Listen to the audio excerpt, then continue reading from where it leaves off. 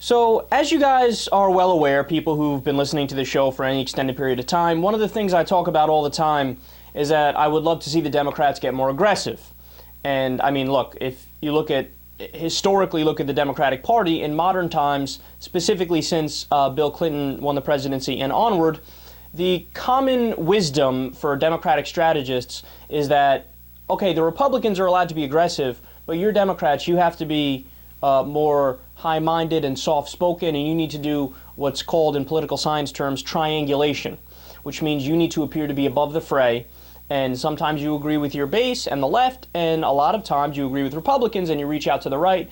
You always have to be in favor of balance and compromise, and I've been screaming for a long time now that's just simply not the case because we're not living in the 1990s anymore, and the whole framework that the Democrats are too liberal, which is why Bill Clinton needed to be what was called a new Democrat and needed to be a centrist, that's done. That's in the past. There's no more free love and LSD and long hippie hair that mainstream America is scared of with the Democratic politicians.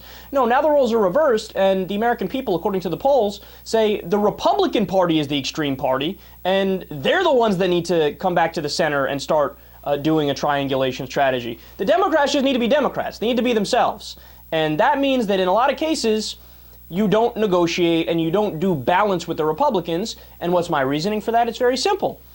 The Republican Party has lost its mind. They're crazy. Now, that's not to, I don't want to indict every Republican in the country and say that, you know, the average Joe down the street from me who might be a Republican is crazy, because that's not true. He's probably a guy who just wants his taxes lowered. So this isn't an indictment of your average Joe. This is an indictment of the establishment Republican Party, the GOP. Now, you tell me, I'm not very good at math here, but if the Republican Party is crazy and the Democrats always want to reach out and negotiate and meet the Republicans halfway, doesn't that mean the Democrats would be half crazy? So what are they supposed to do? Well, you're supposed to argue back against their nonsense and their idiocy, particularly when they make things up. So here's a perfect example. Chuck Grassley and other Republicans had come out in press conferences a couple days ago and accused President Obama of packing the court. Why? Because he is going to appoint judges to fill vacancies. Now, for those of you who are familiar with political science terminology in the history of the United States, you'll know that packing the court means adding seats to a court in order to swing it to agree with your politics, right? But that's not what Obama's doing. Obama's simply filling the vacancies. Now, I came out here and my head exploded as I was ranting for an extended period of time because I wanted the Democrats to go on the offense. Well, apparently, President Obama has decided to do just that. So we have a great clip here. This is President Obama taking the Republicans to task, and then we'll discuss it afterwards.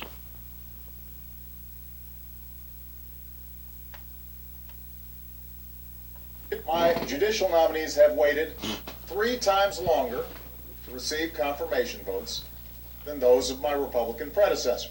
There are 11 seats on the D.C. Circuit Court. When I first took office, there were 2 vacancies. Since then, 2 more judges have retired. That means there are 4 vacancies that needed to be filled. And by February of this year, more than 1/3 of the seats on the nation's second highest court were empty. I mean, imagine if 1/3 of the seats on the highest court, the Supreme Court, were empty. We would rightly consider that a judicial crisis. These are no slouches. These are no hacks. These are incredibly accomplished lawyers by all accounts. Some Republicans recently have suggested that by nominating these 3 individuals, I'm somehow engaging in, and I'm quoting here, court packing. No, people laugh, but this is an argument I've made. For those of you who are familiar with the history of court packing, that involved Franklin Delano Roosevelt trying to add additional seats to the Supreme Court in order to water down and get more support for his political agenda. We're not adding seats here. We're trying to fill seats that are already existing. Each of the past 5 presidents has seen at least 3 of their nominees confirmed to the D.C. Circuit. Since I've been president, obstruction has slowed that down to 1. Right now, there are 3 open seats on a critical court. I gotta be honest with you, man, that gave me a Woody when I heard it. Why? Because he's being aggressive. Finally, you're being aggressive. My favorite part of the whole thing is when he laughs at them. And that's not like made up laughter. He's not acting. That was genuine laughter. He was like, we're just filling the vacancies. How could you say we're court packing? What are you, nuts? That's how you play politics. So now, when you call them out, what happens? The media is now running with that narrative. Now the media is asking questions to conservatives and Republicans.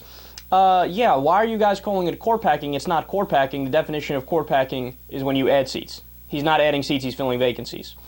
If you make the case, then you put the Republicans on the defensive. And the conversation is no longer about, oh my God, these Republicans are bashing President Obama into the ground. The conversation is about, are the Republicans liars? Because you're calling them out. Look, it's a win-win when you attack because you're more likely to get your agenda through and you change the conversation more favorably in your direction.